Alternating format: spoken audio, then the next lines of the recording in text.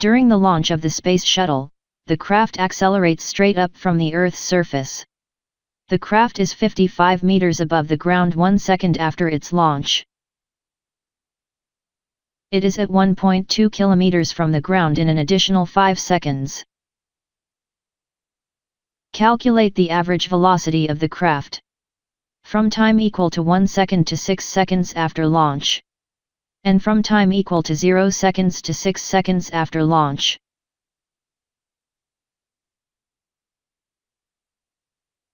In this example, it is given that the total distance traveled by the Space Shuttle is 1.2 kilometers, which is 1200 meters, and the total time taken is 6 seconds. The average velocity is given by the relation V average is equal to the ratio of the total displacement to the time required to travel through that displacement. In other words, V average is equal to delta x over delta t. If subscript 1 denotes the initial position, and subscript 2 denotes the final position, then V average is equal to x2 minus x1 over t2 minus t1. Now let's calculate the average velocity from time equals 1 second to time equals 6 seconds after launch. Here x2 is 1200 meters, which is the total distance traveled from the ground.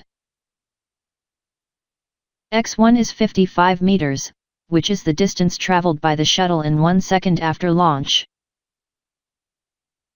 t2 is equal to 6 seconds, the total time taken by the shuttle. And t1 is equal to 1 second. So 1200 minus 55, divided by 6 minus 1, gives an average velocity of 229 meters per second. Similarly, we can find the average velocity from time equals 0 seconds, to time equals 6 seconds after launch, by substituting x2 equal to 1200 meters, which is the total distance traveled from the ground, and x1 equals 0 meters, which is when the shuttle is at rest on the ground. t2 is equal to 6 seconds, the total time taken by the shuttle, and t1 is equal to 0 seconds. So the average velocity is equal to 1200 over 6, which is equal to 200 meters per second. On weekends, Alice normally drives between her school and home at an average velocity of 100 kilometers per hour. The trip takes 2 hours. One weekend, however, heavy rains slow her down, and she drives the same distance at an average velocity of 60 kilometers per hour. Find how much longer the trip takes.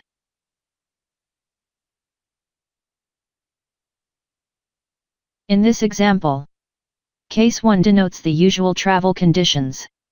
Alice drives at an average velocity of 100 km per hour. The trip takes 2 hours, so t1 is equal to 2. And t0 is equal to 0.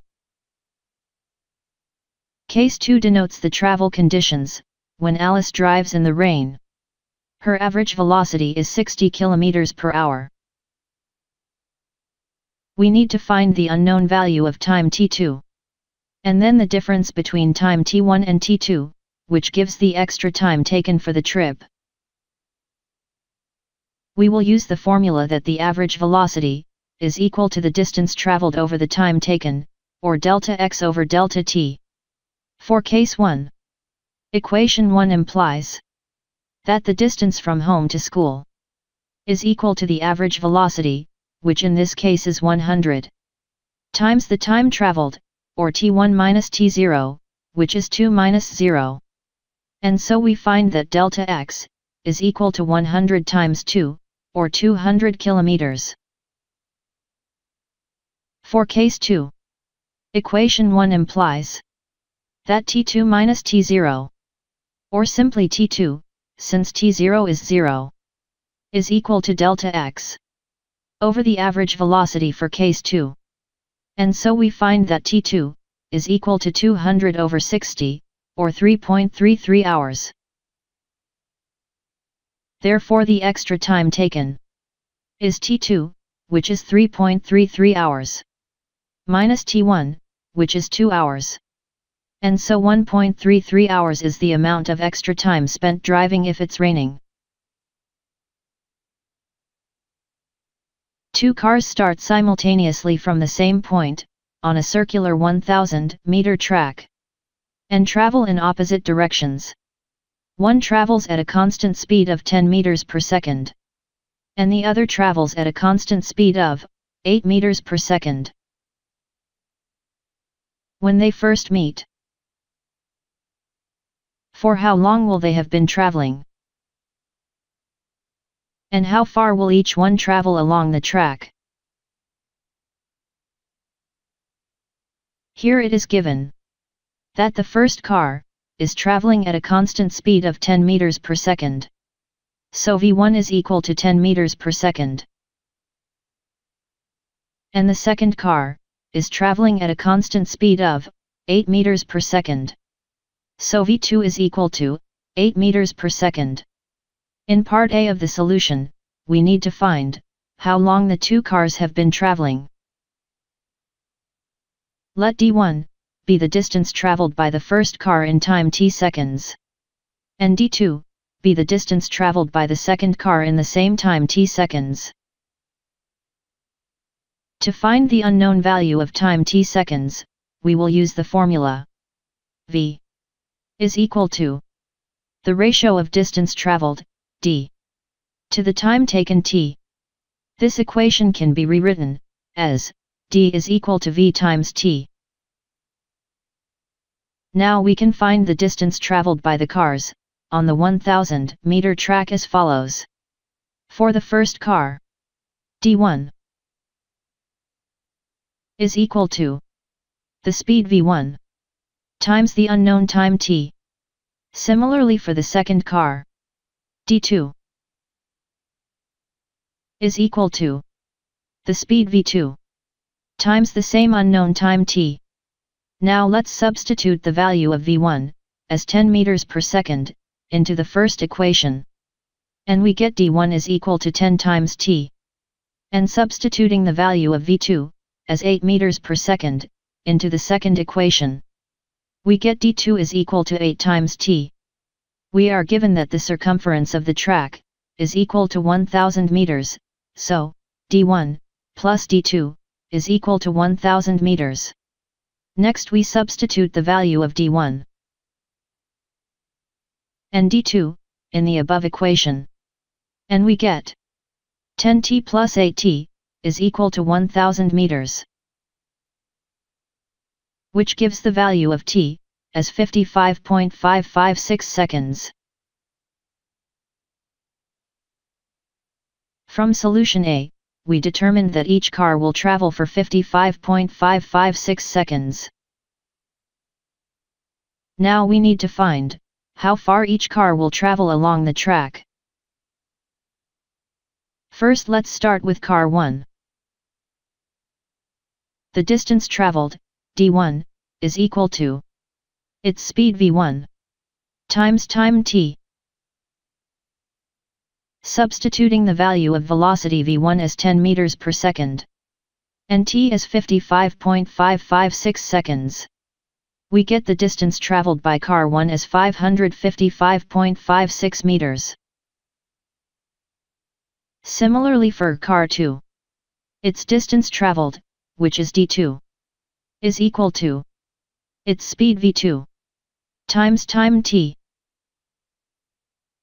Substituting the value of v2 as 8 meters per second, and time t as 55.556 seconds, we get the distance traveled by car 2 as 444.44 meters. We can check our answer by verifying that the total distance d1 plus d2 is equal to the circumference of the track, which is 1000 meters.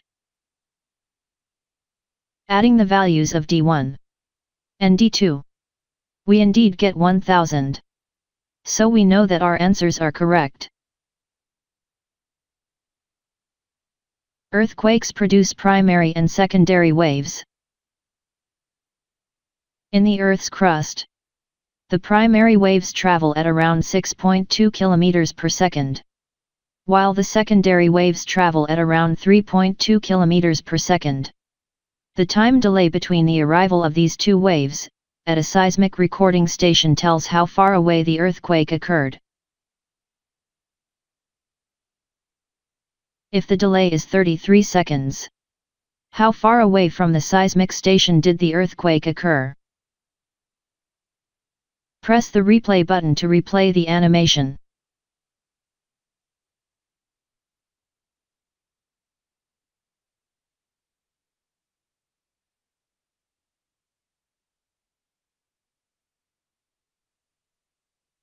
In this example, it is given that the velocity of the primary wave Vp is equal to 6.2 km per second, and the velocity of the secondary wave Vs is equal to 3.2 km per second. Let d be the unknown distance between the place of the earthquake occurrence and the seismic recording station, in kilometers. The velocity is given by the relation v is equal to the ratio of distance traveled d to the time taken t. This equation can be rewritten as t equals the distance traveled d over the velocity v. The time taken by the primary wave to travel the unknown distance d kilometers, which is denoted as tp, is thus given by the ratio of d to the velocity of the primary wave, which is 6.2 km per second. Similarly, the time taken by the secondary wave to travel the unknown distance d kilometers, which is ts, is given by the ratio of d to the velocity of the secondary wave, which is 3.2 km per second. Note that the time delay between the arrival of two waves at a seismic recording station tells us how far away the earthquake occurred, and thus it can be used to find the unknown distance d. The time delay is the difference between the time taken by the secondary wave Ts and the time taken by the primary wave Tp. We are given that the delay is 33 seconds. Thus, d over 3.2 minus d over 6.2 is equal to 33 seconds. Next, multiplying both sides of the equation by 3.2 times 6.2, we get the shown equation, which we can easily solve for the unknown value of distance d, and we find d is equal to 218.24. So the earthquake occurred at 218.24 km away from the seismic recording station. A girl rides on a skateboard in a straight line along a road. Her distance x, from the starting point, is given as a function of time t. By the equation x of t is equal to 1.3 times t raised to the power 2, minus 0.05 times t raised to the power 3. Calculate her average velocity for each of the following time intervals. A. From t equals 0 seconds to t equals 2 seconds. B. From t equals 0 seconds to t equals 4 seconds. And C. From t equals 2 seconds to t equals 4 seconds.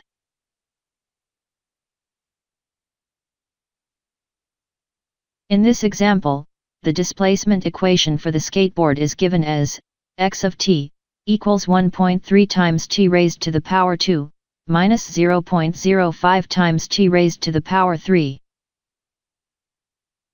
We need to find the average velocity of the skateboard at different time intervals.